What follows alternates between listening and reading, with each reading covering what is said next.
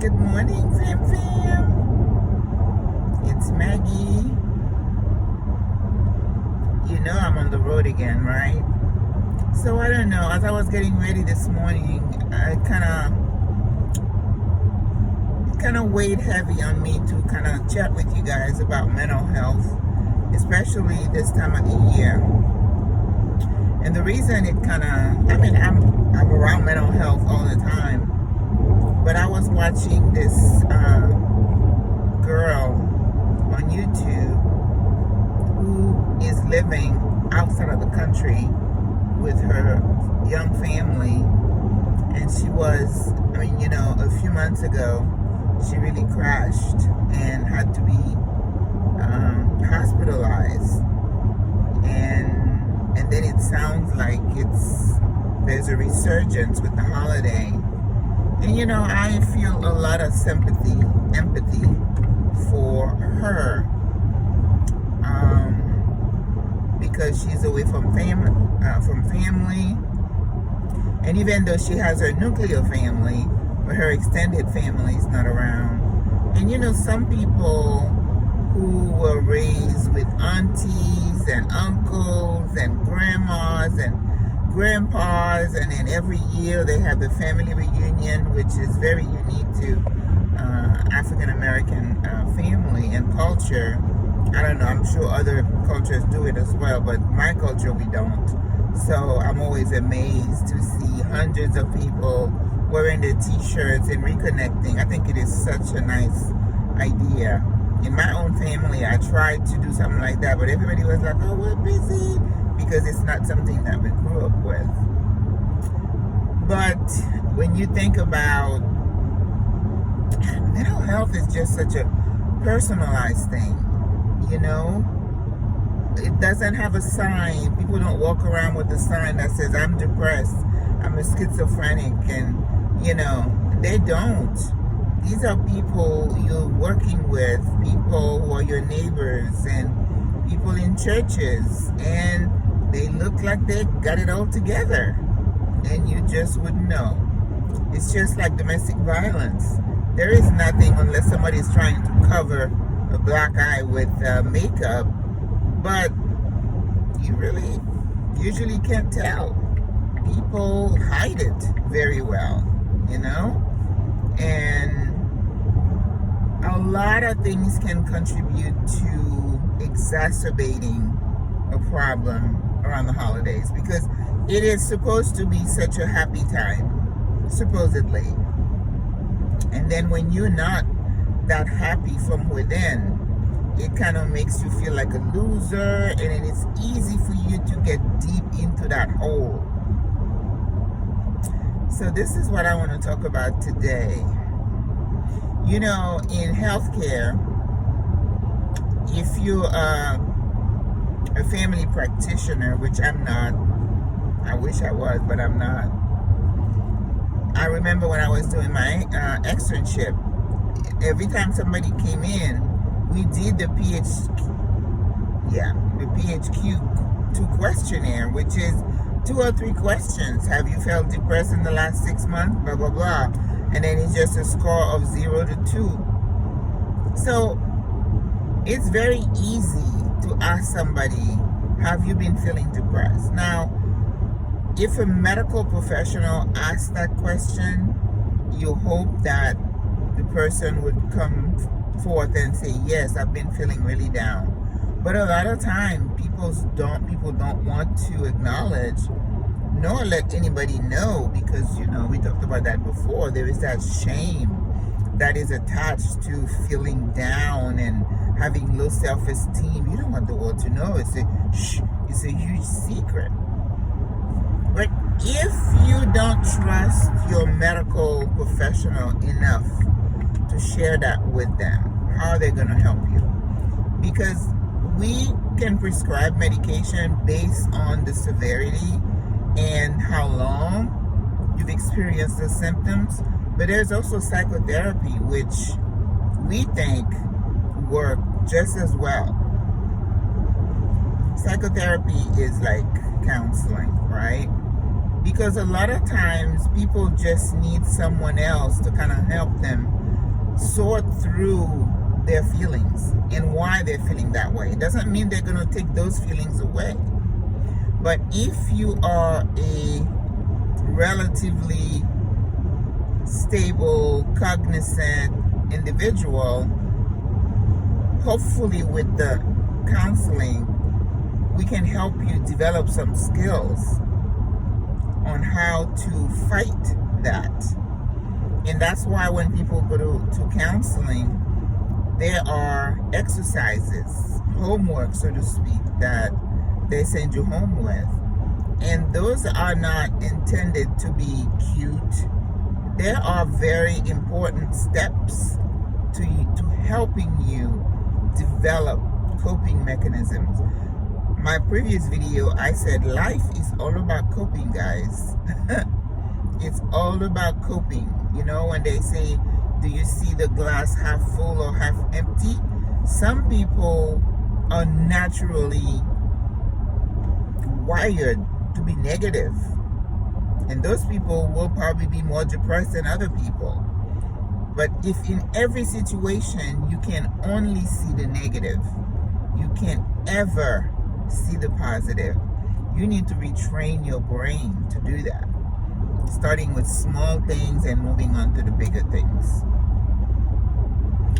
So depression is the most common mental health problem we have in this country, and I would say everywhere, because it is so easy, it is so insidious, and it could be considered harmless.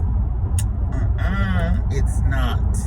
It can be deadly. In fact, you know, you guys read the headlines.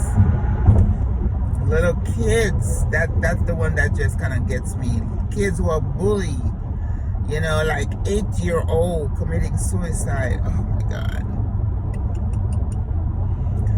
This kid who just slaughtered his own classmates, that's a mental health issue, whether he was bullied or not.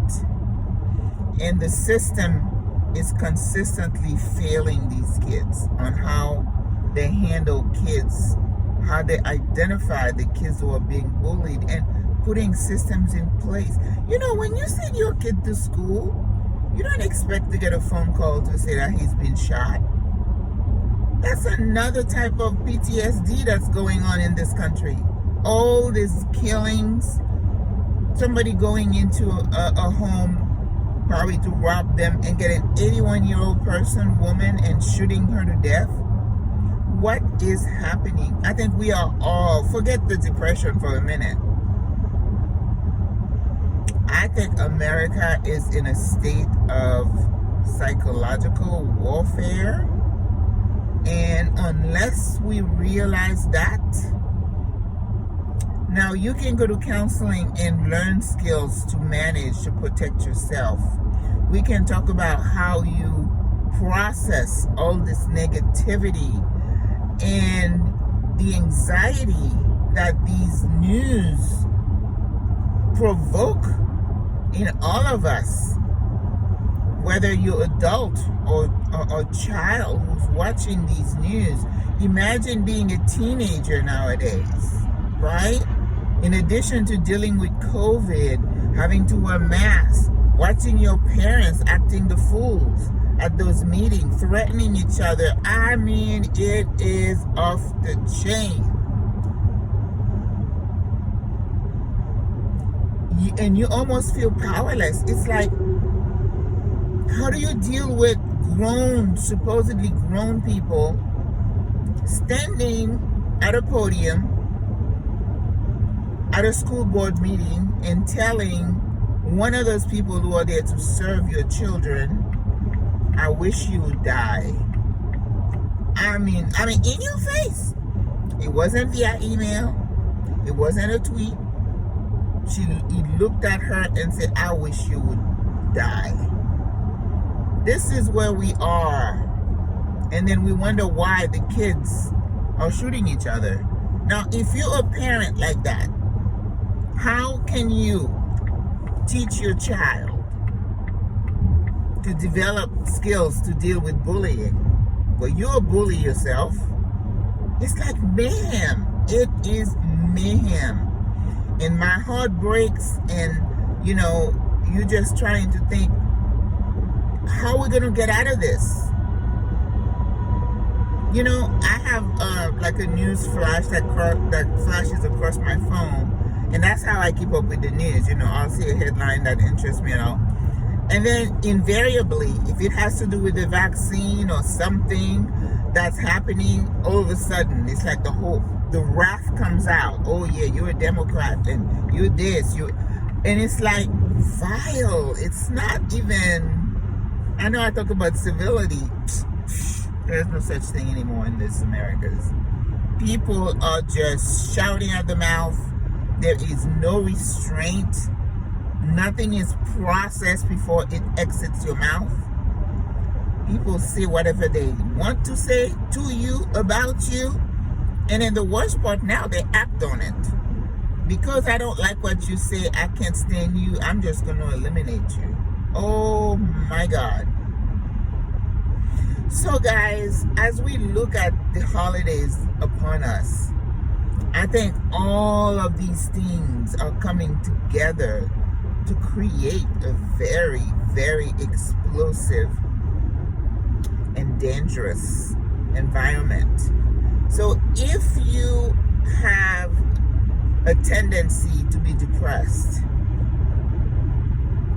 you are at a higher risk around the holidays. That's just the way it is. So let's talk about a few things you can consider to protect yourself and your family. Now, on a daily basis, I used to always say I have to deprogram my children. You got to deprogram yourself. Whether it is you shut down the electronics, we need phones, but you don't have to be on it every minute. Take a fast. Say, I'm going to not look at my phone for an hour. Let's see if you can do it. You have to be intentional about what you allow in you. And again, the news is probably one of the best ways. That doesn't mean you're going to be out of touch. Trust me. If you don't watch the news for a day or two, you'll be fine.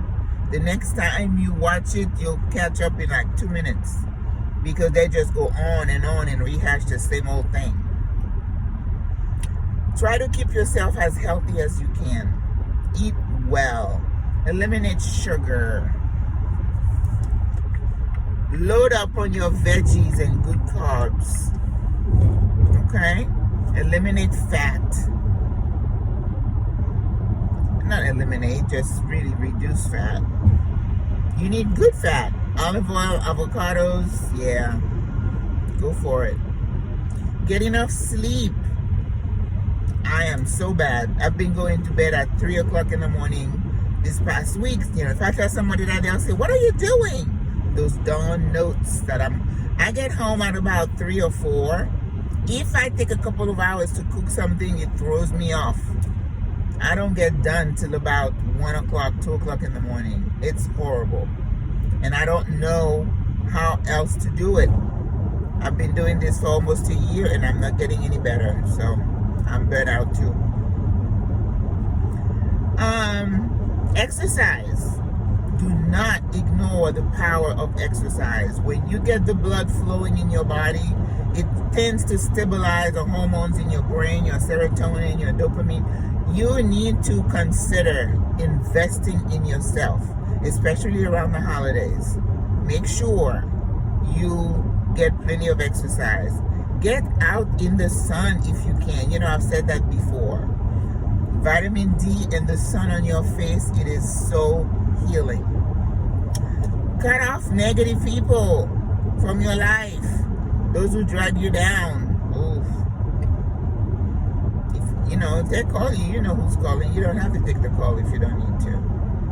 Alright, it's almost 15 minutes, you guys. I think I want to continue that on another video because it is so important. But be alert for the holidays and don't get caught off guard.